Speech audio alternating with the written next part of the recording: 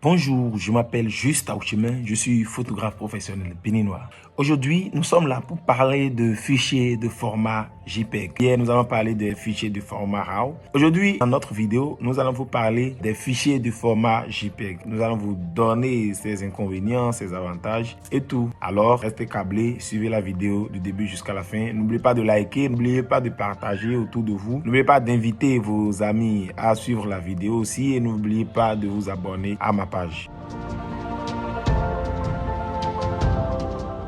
Alors, le format JPEG, Joint Photographic Experts Group, est l'un des formats de fichiers d'image les plus courants utilisés dans la photographie. Ce format utilise une compression avec PET pour réduire la taille du fichier. Cela signifie que certaines données du fichier sont supprimées de manière à rendre le fichier plus petit. Cette compression peut être ajustée pour trouver un équilibre entre la qualité de l'image et la taille du fichier. Les fichiers JPEG sont compatibles avec presque tous les appareils photographiques et les logiciels de retouche photo, les navigateurs web et les appareils mobiles. C'est le format standard pour le partage des images en ligne et le stockage sur des appareils grand public. Le JPEG prend en charge une large gamme de couleurs, ce qui le rend adapté pour les photographies et les images avec des dégradés complexes. Cependant, la compression peut parfois entraîner une perte de détails et l'apparition d'artefacts visuels. Ces fichiers JPEG sont directement utilisés sans nécessité de travail supplémentaire. En parlant des avantages des fichiers JPEG, nous pouvons vous dire que les fichiers JPEG sont moins volumineux, ce qui permet de stocker plus d'images sur une carte mémoire et de réduire les besoins en espace de stockage. Le JPEG peut être ouvert et utilisé par presque tous les logiciels de visualisation et de retouche d'images, ainsi que par les appareils de visualisation comme les téléphones et les tablettes. Les images shootées en JPEG sont prêtes à l'emploi immédiatement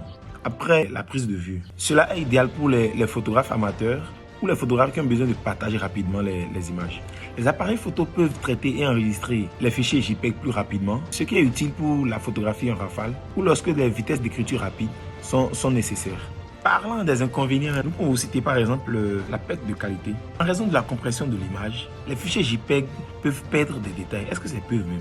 Les fichiers JPEG perdent des détails et présentent des artefacts visuels, en particulier lorsqu'ils sont fortement compressés ou réenregistrés plusieurs fois. Les fichiers JPEG ne conservent pas autant de données d'image que les fichiers RAW, ce qui limite la capacité à effectuer des ajustements importants de l'exposition ou de la balance des blancs, ou même de la récupération des détails dans les ombres et les hautes lumières.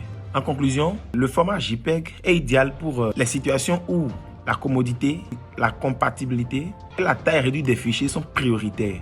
Il est particulièrement utile pour le partage rapide d'images en ligne, la photographie de tous les jours et les usages où un traitement minimal des images est nécessaire. Voilà tout ce que je peux vous dire sur le format JPEG.